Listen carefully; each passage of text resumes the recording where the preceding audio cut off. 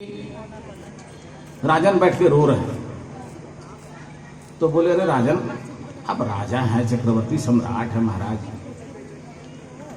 क्यों रो रहे हैं? तो बोले कि प्रभु, रो इसलिए रहे हैं कि आपका एक झलक पाने के लिए लोग कितना सालों साल तपस्या करता है।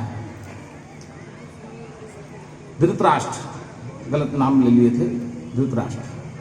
तो बोले कि अरे धृतराष्ट्र, रो क्यों रहे हो? तो बोले कि भाई, आपका एक झलक पाने के लिए लोग इतना इतना साल तपस्या करता है, आप हमारे रिलेशन में आते हैं, मेरा घर आपका आना जाना है, मैं कितना दुर्भाग्यशाली आदमी हूं कि आपको एक बार देख नहीं पाया, आपका रूप का दर्शन हमको नहीं हुआ। तो बोले कि इसमें कौन सा बहुत बड़ा बात था? तो इसका ये सवाल का जवाब तुम हमसे पूछा, इससे बढ़िया तो तेरे बगल में संजय से तुम पूछ लेता तो बता देता, क्योंकि संजय को ही सिर्फ ये शक्ति इस धरती पर आज तक आगे और पीछे देखने की अगर शक्ति किसी को मिली थी तो वो था संजय। और संजय को जो ये आशीर्वाद मिला था, ये सिर्फ धृतराष्ट्र के लिए ही मिला था। संजय अगर चाहता कि आपका हमारा किस्मत देख ले तो नहीं देख सकता था। ये सिर्फ धृतराष्ट्र के लिए उसको ये पावर मिला था कि वो कुछ भी धृतराष्ट्र को देखना हो वो देखता था और इनको बताता था। तो बोले, जब आप पूछ ही लिए हैं तो आपका शंका का समाधान कर देते हैं। बोले, संजय देखो, इनका ये जो इस जन्म ये अंधे हुए हैं, कि किस कारण से हुए हैं? कुछ तो गलत किया होगा इन्होंने, हमारा विधि में तो कहीं गलत है नहीं। तो संजय 1 जन्म, 2 जन्म, 3 जन्म देखता है, 10 जन्म तक जाता है। बोला, प्रभु 10 जन्म तक ये आदमी धर्मराज है, कोई गलती नहीं किया है। बोला, ऐसा तो हो नहीं सकता, मेरा खाता में गलती तो होता नहीं है। बोला, इसका और जन्म है कि नहीं? बोला, है ना। बोला, थोड़ा और पीछे देखो। जब 11वां जन्म में जाता है तो देखता है कि जब ये बाल्यावस्था में थे तो बारिश के दिन में वो बिजली का झटका लग के एक तोता गिर जाता है। बच्चा आदमी, उसको समझ में नहीं आता, तोता उठा लेता है, क्योंकि तोता बिजली का झटका लगने की वजह से उड़ नहीं पाता है, और ये उठा लेता है। तो तोता का आंख आप लोग देखे होंगे, बड़ा अजीब टाइप का होता है। तो उत्सुकता से ये क्या करता है, एक लकड़ी का टुकड़ा उठाता है और अनजाने में बाल्यावस्था में उसका आंख फोड़ देता है।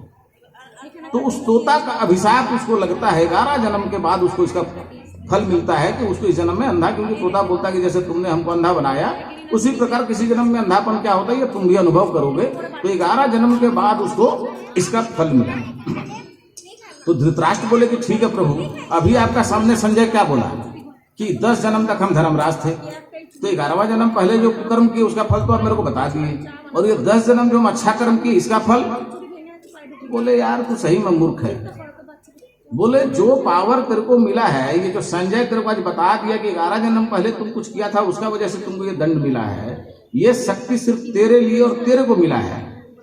ये तेरे उसी 10 जन्म का अच्छाई का फल है जो तू ये जान पाया। आज हम लोग बोलते हैं ना, जैसे इस जन्म में अगर कोई बहुत अच्छा काम कर रहा है और उसको जब कोई तकलीफ होता है तो उसका मन में प्रश्न बार बार आता है कि हम तो बहुत अच्छा आदमी है, कभी कुछ गलत नहीं किए, इतना धर्म करते हैं, पूजा करते हैं, पाठ करते हैं, मेरे साथ गलत क्यों हो रहा है? ये सवाल सबके मन में आता है। तो विधि का विधान है कि आपका पूर्व जन्म का कर्मफल जो है अगर क्लियर नहीं हुआ है तो इस जन्म में आपको भोगना है। और भगवान का स्मरण हम लोग इसलिए करते हैं, भगवान का पूजा पाठ है। जैसे कि आपको कुछ अब जैसे हम बताए थे कि आपका वहम दूर करेंगे, तो वहम ये है कि हम लोग में से कितने आदमी को ये पता है कि धर्म क्या है, पूजा क्या है, पाठ क्या है, व्रत क्या है, तीज क्या है, त्योहार क्या है, इसके बारे में कितने लोग को पता है? करते सब हैं। बहुत धर्म होता है आज के डेट में। देखिएगा हर घर में एकदम सवेरे घंटी बजेगा ही बजेगा, एकदम साउंड सिस्टम में एकदम भजन बजेगा ही बजेगा, जैसे लगता है मैंने सतयुग चल रहा है। लेकिन सामाजिक व्यवस्था देख लीजिए और यहाँ का माहौल देख लीजिए, आपको लगता है कि आप लोग सतयुग में जी रहे हैं।